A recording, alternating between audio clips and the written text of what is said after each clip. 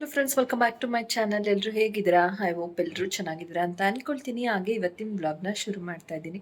Already time ಬಂದು 5 o'clock ಆಗಿದೆ. So ಹಾಗೆ ಟೀ ಟೈಮ್ ಆಯ್ತಲ್ಲ, ಇನ್ನೇನು ಟೀ ಕುಡಿಯೋಣ ಅಂತ ಅಂದ್ಬಿಟ್ಟು ಮಾಡ್ಕೊಳ್ಳೋಣ, ಕಿಚನ್ಗೆ ಹೋಗೋಣ ಅಂತ ಅಂದ್ಕೊಳ್ತಾ ಇದ್ದೆ.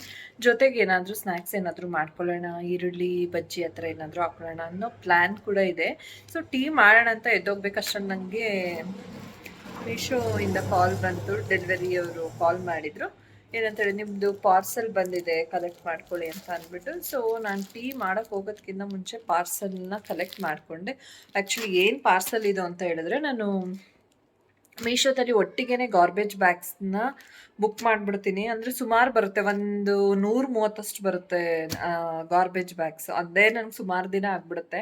ಸೊ ಹಾಗಾಗಿ ಒಂದೇ ಸತಿಗೆ ಬುಕ್ ಮಾಡ್ಕೊಂಡು ಎಷ್ಟು 200 ಸಮಥಿಂಗ್ ಕಡಿಮೆಗೆ ಸಿಗುತ್ತೆ ಮೀಶೋದಲ್ಲಿ. ಸೊ ಹಾಗಾಗಿ ನಾನು ಯಾವಾಗಲೂ ಗಾರ್ಬೇಜ್ ಬ್ಯಾಗ್ಸ್ ಏನಾದರೂ ತೊಗೋಬೇಕಂದ್ರೆ ಸ್ವಲ್ಪ ಮುಂಚೆನೇ, ಇನ್ನೂ ಖಾಲಿ ಆಗೋದಕ್ಕೆ ಇನ್ನೂ ಸ್ವಲ್ಪ ಇದೆ, ಒಂದು 5-6 ಕವರ್ ಇನ್ನೂ ಇದೆ ಅನ್ನೋವಾಗಲೇ ಈ ಗಾರ್ಬೇಜ್ ಬ್ಯಾಗ್ನ ಬುಕ್ ಮಾಡ್ತೀನಿ.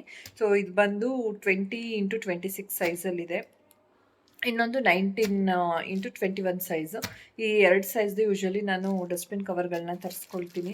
ಸೊ ಡಸ್ಟ್ಬಿನ್ ಕವರ್ ಹಾಕೋದ್ರಿಂದ ಇವಾಗಂತೂ ನಿಮಗೆ ಗೊತ್ತಲ್ವಾ, ಹಸಿ ಕಸ ಮತ್ತು ಒಣ ಕಸ ಅದೆಲ್ಲ ನಾವು ಸಪ್ರೇಟ್ ಮಾಡಬೇಕಾಗಿರೋದ್ರಿಂದ ಈ ಗಾರ್ಬೇಜ್ ಬ್ಯಾಗ್ಸ್ ಇರೋದ್ರಿಂದ ಆರಾಮ್ಸೆ ನಾವು ಅದನ್ನು ಮಾಡ್ಬೋದು. ಅದಕ್ಕೆ ಯಾವಾಗಲೂ ಇರೋದಕ್ಕಿಂತ ಮುಂಚೆನೇ ತರಿಸ್ಕೊಬಿಟ್ರೆ ನನಗೆ ಹೆಲ್ಪ್ ಆಗುತ್ತೆ ಅಂತ ಅಂದ್ಬಿಟ್ಟು ತರಿಸಿದ್ದೀನಿ. ಈಗ ತಾನೇ ಜಸ್ಟ್ ಕೊಟ್ಬಿಟ್ಟು ಹೋಗಿದ್ದಾರೆ.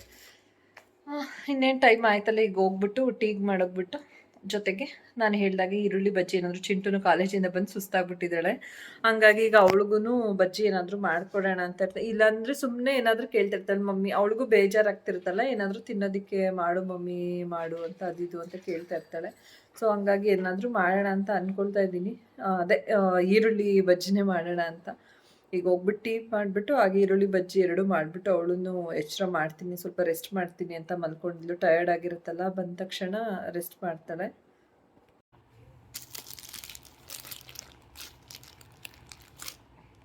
ಹಾಗೆ ಫ್ರೆಂಡ್ಸ್, ನಾನಿವತ್ತು ಅಮೆಝಾನಿಂದ ಬೈ ಮಾಡಿರ್ತಕ್ಕಂಥ ಅಗ್ಯಾರೋ ಎಲೆಕ್ಟ್ರಿಕ್ ಬ್ಲೆಂಡರ್ನ ಯೂಸ್ ಮಾಡಿಕೊಂಡು ಶುಂಠಿ ಬೆಳ್ಳುಳ್ಳಿ ಪೇಸ್ಟ್ ಮಾಡ್ಕೊಳ್ತಾ ಇದ್ದೀನಿ. ನಿಮಗೆ ಗೊತ್ತು, ಆಲ್ರೆಡಿ ನಾನು ಇವತ್ತು ಬಿರಿಯಾನಿ ಮಾಡ್ತಾಯಿದ್ದೀನಿ ಅಂತ ಹೇಳಿ. ಸೊ ಅದಕ್ಕೋಸ್ಕರ ನಾನು ಶುಂಠಿ ಬೆಳ್ಳುಳ್ಳಿ ಪೇಸ್ಟ್ನ ಮಾಡ್ಕೊಳ್ತಾ ಇದ್ದೀನಿ. ಇದರಲ್ಲಿ ಶುಂಠಿ ಬೆಳ್ಳುಳ್ಳಿ ಪೇಸ್ಟ್ ಆಗಿರ್ಬೋದು, ಯಾವುದೇ ಒಂದು ಪೇಸ್ಟ್ ಮಾಡ್ಕೊಳ್ಳೋದು ತುಂಬಾ ಸಿಂಪಲ್ ಆಗಿ, ತುಂಬ ಕ್ವಿಕ್ಕಾಗಿ ಕೂಡ ಆಗುತ್ತೆ, ತುಂಬ ನೈಸಾಗಿ ಕೂಡ ಬರುತ್ತೆ. ನೋಡ್ತಾ ಇರ್ಬೋದು ಎಷ್ಟು ಚೆನ್ನಾಗಿ ಬ್ಲೆಂಡ್ ಆಗ್ತಾ ಇದೆ ಅಂತ ಹೇಳ್ಬಿಟ್ಟು. ಈ ಒಂದು ಪ್ರಾಡಕ್ಟ್ ನೀವು ಕೂಡ ಬೈ ಮಾಡಬೇಕು ಅಂತ ಹೇಳಿದ್ರೆ ನನ್ನ ಡಿಸ್ಕ್ರಿಪ್ಷನ್ನಲ್ಲಿ ಒಂದು ಪ್ರಾಡಕ್ಟ್ ಲಿಂಕ್ನ ನಾನು ಶೇರ್ ಮಾಡಿರ್ತೀನಿ, ನೀವು ಕೂಡ ಬೈ ಮಾಡ್ಬೋದು. ಹಾಗೆ ಈರುಳ್ಳಿ ಬಜ್ಜಿ ಮಾಡೋಣ ಅಂತ ಅಂದ್ಬಿಟ್ಟು ನಾನು ಈರುಳ್ಳಿ ಮತ್ತು ಕಡಲೆ ಹಿಟ್ಟು ಅದೆಲ್ಲ ಕಲಸಿ ಇಟ್ಕೊಂಡಿದ್ದೀನಿ. ಸೊ ಇವಾಗ ಎಣ್ಣೆ ಕಾಯಿಸ್ಬಿಟ್ಟು ಜಸ್ಟು ಬೇಯಿಸ್ಕೊಳ್ಳೋದಷ್ಟೇ. ಹಾಗೆ ಪಕ್ಕದಲ್ಲಿ ಟೀ ಕೂಡ ಮಾಡ್ಕೊಂಬಿಡ್ತೀನಿ. ಇದು ಬಂದು ಒಳ್ಳೆ ಕಾಂಬಿನೇಷನ್, ಚಿಂಟು ಫೇವ್ರೆಟ್. ಇಷ್ಟು ದಿನ ಅವಳನ್ನ ನನಗೆ ಎಚ್ಚರ ಮಾಡೋದಕ್ಕೆ ಹೇಳು ಚಿಂಟು ಅಂತ ಹೇಳಿದ ತಕ್ಷಣ ಎದ್ದೇಳೋದಕ್ಕೆ ಅವಳು ಕಷ್ಟ ಬೀಳ್ತಾಯಿದ್ಲು.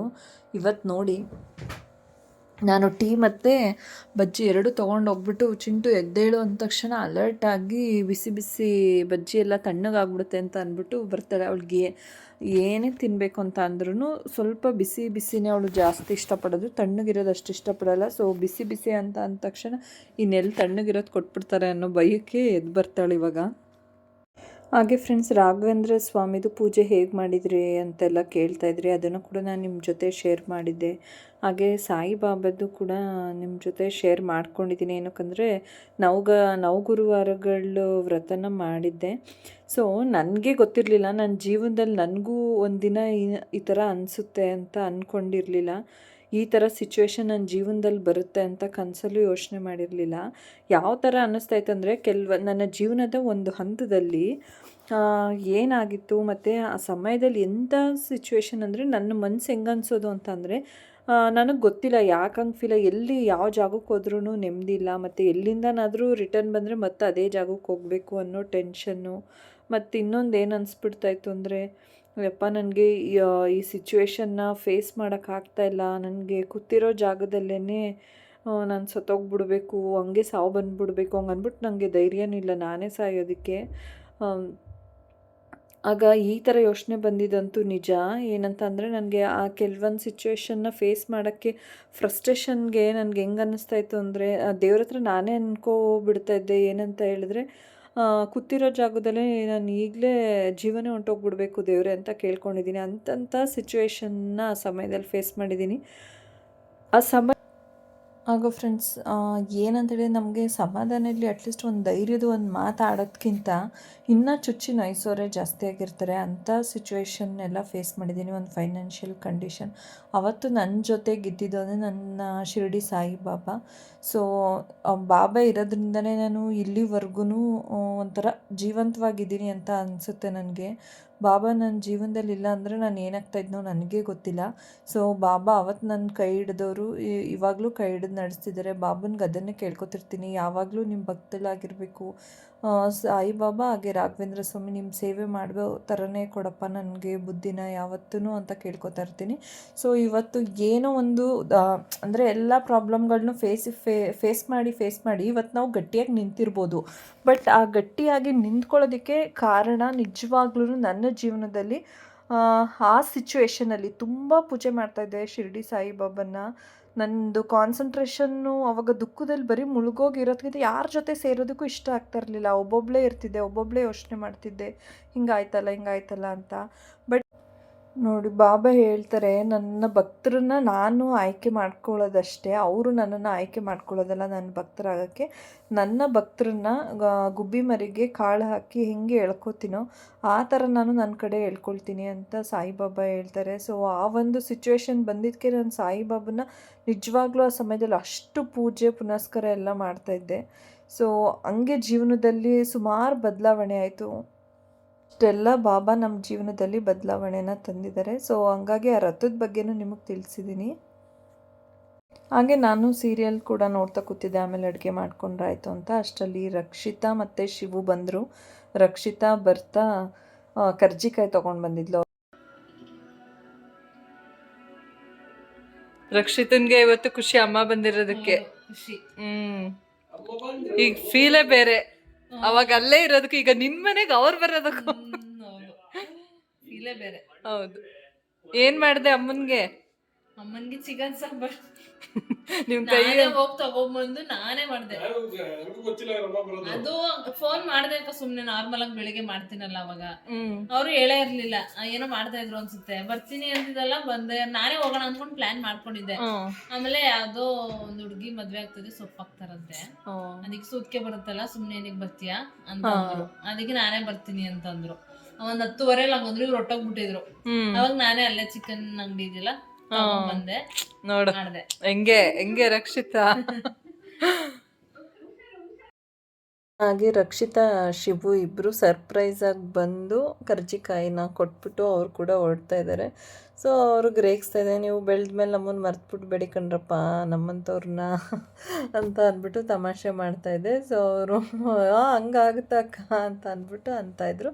ಸೊ ಅವ್ರನ್ನ ಕಳಿಸ್ಕೊಟ್ಬಿಟ್ಟು ಆಮೇಲೆ ನಾನು ಇನ್ನು ನೈಟು ಇವತ್ತು ಟೊಮ್ಯಾಟೊ ಚಿತ್ರಾನ್ನ ಮಾಡ್ಕೊಳ್ಳೋಣ ಅಂತ ಅಂದ್ಬಿಟ್ಟು ಟೊಮೆಟೊ ಚಿತ್ರಾನ್ನಕ್ಕೆಲ್ಲ ರೆಡಿ ಮಾಡ್ಕೊಂಡಿದ್ದೆ. ಸೊ ಇವಾಗ ರೈಸ್ ಎಲ್ಲ ಮಾಡಿಟ್ಬಿಟ್ಟು ಜಸ್ಟ್ ಒಗ್ಗರಣೆ ಮಾಡ್ಕೊಂಡಿದ್ದೀನಿ. ಟೊಮ್ಯಾಟೊ ಚಿತ್ರಾನ್ನ ಏನಾದರೂ ಸಾಂಬಾರೆಲ್ಲ ಮಾಡಬೇಕು ಅಂತ ಅಂದಾಗ ಬೇಗನೆ ಆಗಿಬಿಡುತ್ತೆ. ಸೊ ಹಾಗಾಗಿ ಇದನ್ನೇ ಮಾಡ್ಕೊಳ್ಳೋಣ ಇನ್ನೇನು ಅಂತ ಅಂದ್ಬಿಟ್ಟು ಟೊಮೆಟೊ ಚಿತ್ರಾನ್ನನೇ ಮಾಡಿದೆ ನೈಟ್ ಊಟಕ್ಕೆ. ಸೊ ಫೈನಲಾಗಿ ಟೊಮ್ಯಾಟೊ ಚಿತ್ರಾನ್ನ ರೆಡಿ ಆಯಿತು. ಚಿಂಟುಗೂ ಬಡಿಸ್ಕೊಟ್ಬಿಟ್ಟು ನಾನು ಕೂಡ ಊಟ ಮಾಡಿ ಆಮೇಲೆ ಸ್ವಲ್ಪ ಬಟ್ಟೆಗಳೆಲ್ಲ ಮಡ್ಚೋದಿತ್ತು. ಬಟ್ಟೆಗಳು ಮಧ್ಯಾಹ್ನ ವಾಷಿಂಗ್ ಮಿಷಿನ್ಗೆ ಹಾಕಿ ಎಲ್ಲ ಒಣಗಾಕಿದ್ದೆ, ಅದನ್ನೆಲ್ಲ ಎತ್ಕೊಂಡಿದ್ದೆ.